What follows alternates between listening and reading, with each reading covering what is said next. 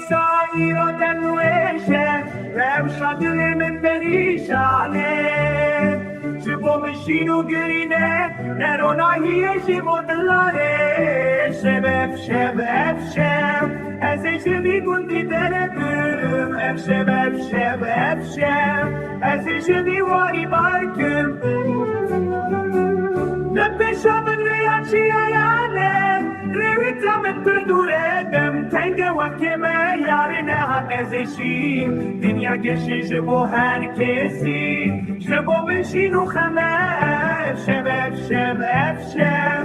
Ez ê ji vî gundî derê bim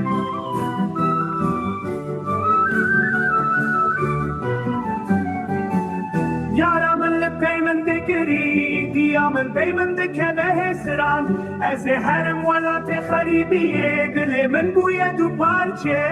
Jigerê min bûye heftî parçe Ev şev ev şev ev şev Ev şev ev şev ev şev Ez ê ji vî gundî derê bim Ne pêşa min rêya çiyayanê Rêwîtiya min perdûrê Stêrk lezmanan dikirisin Ez bi tenê me dibê şevê de Hêdî bê xewn û xeyal Rêya min dirêj û tariyê Ev şev ev şev ev şev Ez ê ji vî gundî derê bim Ev şev ev şev ev şev Ez ê ji vî gundî derê bim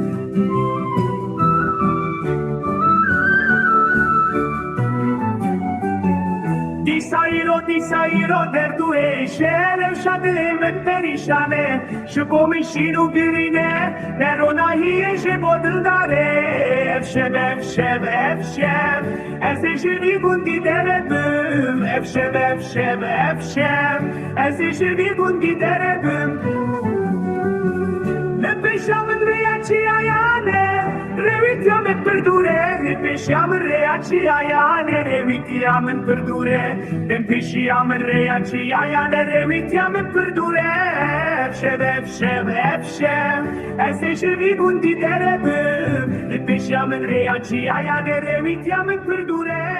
Ev şev ev şev ev şev Ez ê ji vî gundî derê bim